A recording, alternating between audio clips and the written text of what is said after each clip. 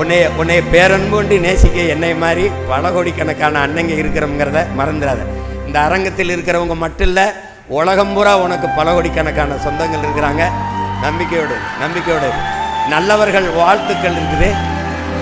வென்று வா. பாலா நல்லவன் என்பதல்ல, வல்லவன் என்பதையும் காட்டு.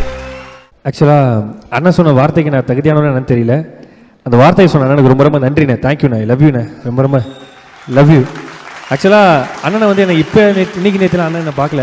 ஒரு 8 வருஷமாகவே அண்ணனை நான் கலக்கப்பதியார் பண்ணிகிட்டு இருக்கும்போது அப்போலேருந்தே தெரியும். அப்போ நான் ஒரு முறை அண்ணன்கிட்ட வந்து நான் நேரடியாக பேசுறதுக்கான ஷோவில் வந்து அவர்கிட்ட போய் நான் காமெடி பண்ணி பேசுவேன். ஸோ அப்போ வந்து எனக்கு ரொம்ப பயமாக இருந்தது. ஐயோ அண்ணன் வந்திருக்காரு, நம்ம ஏதாவது என்ன பேச போகிறோம், ஏது பேசணும், பயம் ரொம்ப அதிகமாச்சு. ஸோ அப்போ நான் ஒரு 2 வார்த்தை 3 வார்த்தை பேசும்போது அவர் நினச்சிருந்தா இல்லை வேணாம் போதும் அப்படி சொல்லியிருக்கலாம். ஆனால் அவர் ஒரு வார்த்தை கூட போதும்னு சொல்லலை. போதுங்கிற அளவுக்கு வந்து என்னை பண்ண வச்சாரு. ஸோ அந்த அளவுக்கு வந்து அண்ணன் எப்பயுமே அண்ணன் சொல்கிற மாதிரி தான், ஒருத்தவங்க எப்போ உயர்றாங்க அப்படின்னா தான் கீழே இருக்க மேலே வரும்னு நினைக்கிறப்ப தான் எல்லாருமே உயர்றாங்கன்னு சொல்லுவாங்க. ஸோ அதை நான் கண் கூட பார்த்தேன். அன்னைக்கு எப்போ பார்த்தாலும் ஏதாவது ஒரு விஷயம் பண்ணால் வந்து என்ன சூப்பராக பண்ணடா தம்பி அப்படின்னு சொல்லிட்டு மதுரை முத்தண்ணன் மூலியமாக வந்து அண்ணங்களுக்கு வாழ்த்து மெடல்லாம் அனுப்புவாங்க. அண்ணன் தான் சொல்லுவாங்க, சீமானண்ணை வந்து உன்னை பற்றி சொன்னாங்கப்பா அப்படின்னு மதுரை முத்தண்ணன் அடிக்கடி சொல்லுவாங்க.